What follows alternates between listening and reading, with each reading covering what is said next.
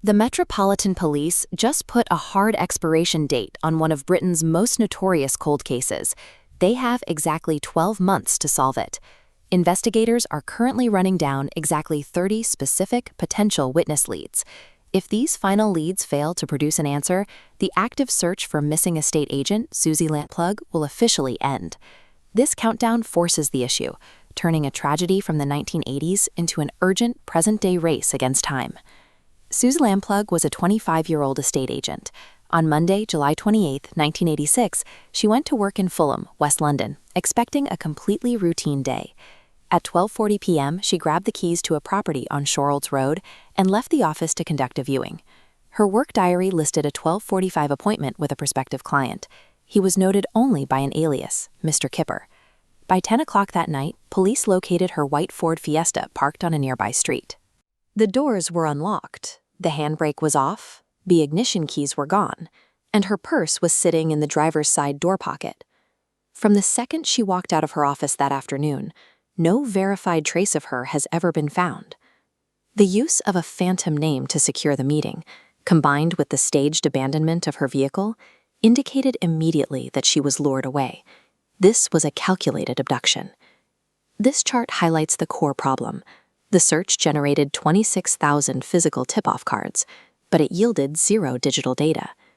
Without mobile phone location records, GPS, or a network of street CCTV, the crucial timeline of her movements and the physical evidence simply vanished into the void.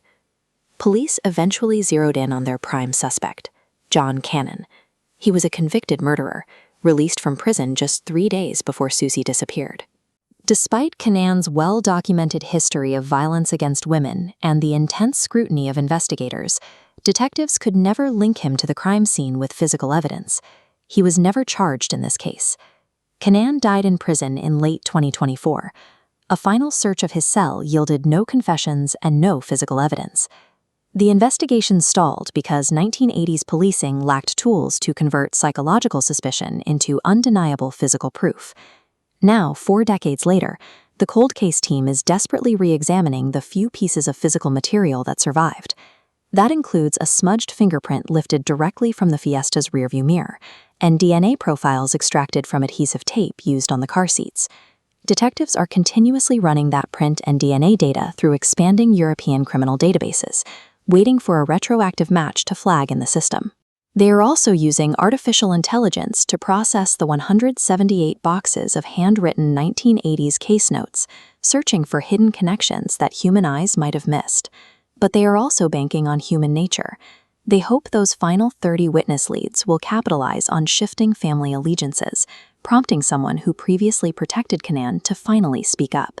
Success now depends on feeding 1986 analog evidence into 2026 digital processing power before the 1-year window closes. The disappearance left a lasting cultural impact, driven by Suzy's parents, Paul and Diana. They channeled their grief into establishing the Suzy Lamplugh Trust. That organization established modern workplace safety guidelines for lone workers across the country and spearheaded national legislation to prevent stalking. As the trust marks the anniversary with their 40 Years Should Have Been Enough campaign, their ultimate goal remains simple: to finally locate Suzy's remains and bring her home. The lead cold case investigator has stated that if this exact crime happened today, modern technology would likely solve it almost immediately. To follow the live investigation, get deep dives into the final 30 witness leads, and track breaking news as the 12-month police countdown expires,